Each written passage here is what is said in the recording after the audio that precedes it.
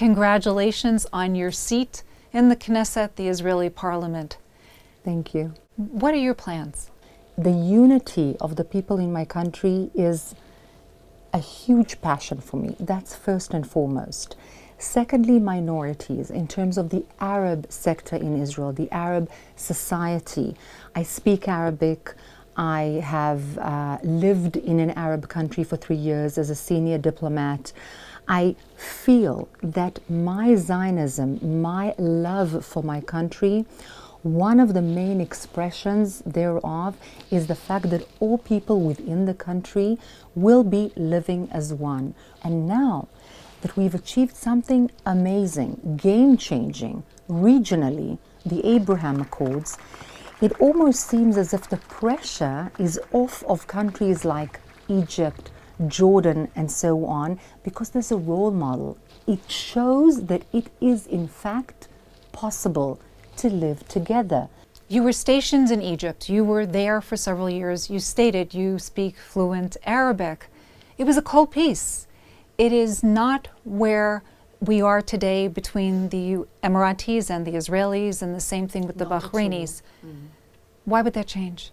First of all, I was there for 3 whole years as an Israeli, a Jewish woman, not yet married at the time, so I was more or less the epitome of all evil. It was eye-opening for me, living, breathing, smelling, touching the people makes you understand something that you cannot understand from even studying books or a language. So on the one hand, there was no warm peace, but on the other hand, it took all the weight against all of the other Arab countries. It will take time. Why will it take time? Because for decades, Egypt has taught its people that Israel is the enemy. This has not changed. The people, the actual nation, the Egyptian amazing nation, it didn't trickle down. They didn't feel it. The books did not mirror this kind of an agreement. And the antagonism was and remains quite strong against Israel. Let's look inward. Lud, you lived there a long time. It's a city of immense poverty. It's a mixed city.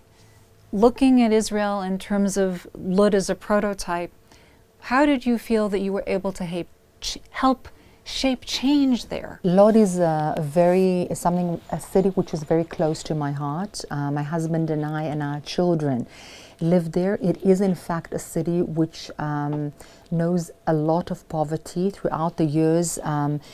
Really, very many immigrants have arrived, Russians, Ethiopians, Moroccans. It is a mixed city, both Arab and Jewish and Christian. There's a Christian minority there as well.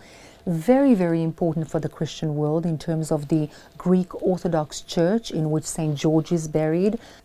President Shimon Peres very much stood for unity of all Israelis. You worked with him, you helped to advise him, you witnessed so many things. What is the one thing that you walked away from that experience in your lifetime that you think back and say that had a tremendous mark on what I'm doing today? So I think it's a little bit strange to me always to say that I advised Shimon Peres.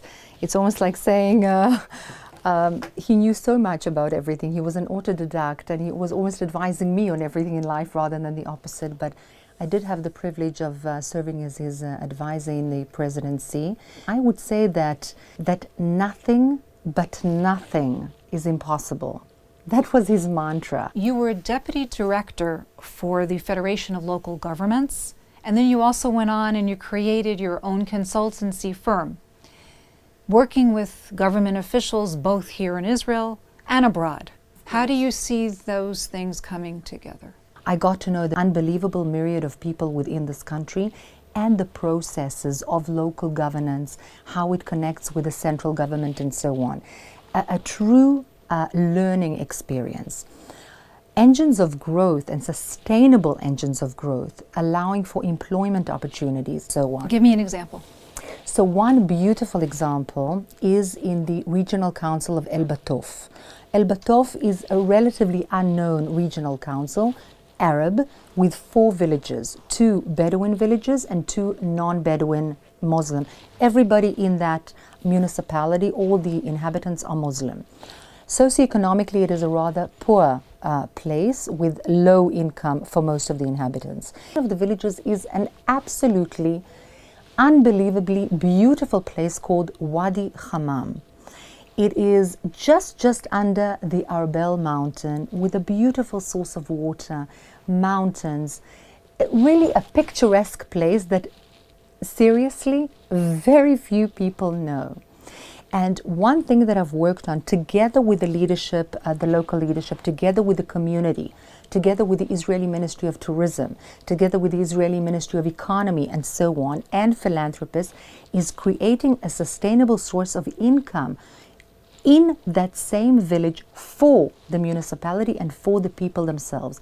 In other words, creating a Bedouin souk, in other words, exporting, if you wish, the culture, the Bedouin culture, allowing local women to work in the place, creating a sort of ownership process.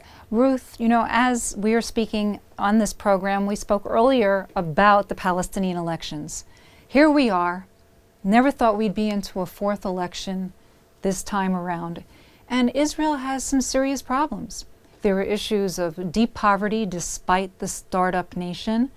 There are issues still where women aren't where they should be, even in this democracy. If you had a short list, what would it be? I want to begin with the fact that I absolutely love my country. I think that this is a safe haven for the Jewish peoplehood, and as such, it needs, in my humble opinion, to be a viable, sustainable, I would say compassionate safe haven for all the people within it. This is something that I've done before I came into the Knesset, something that I will continue doing inside the Israeli parliament. We have COVID throughout the world, poverty, we have small and medium-sized businesses closing. Every couple of meters there's a business closing, families, and you mentioned women. You know, I believe that people within themselves, and especially women, have a strength, an inner strength, a light.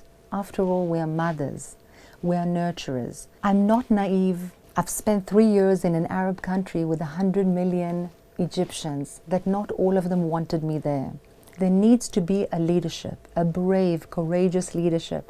And I hope that this leadership will incorporate more women, that will allow us to expose our light, share our capabilities, bring our nurturing selves for the betterment of society. Not just words for me, this is my life. You were in the Israeli army in intelligence. Yes. Do you miss those days? Yes, it was also a stepping stone in my career and in my development in general.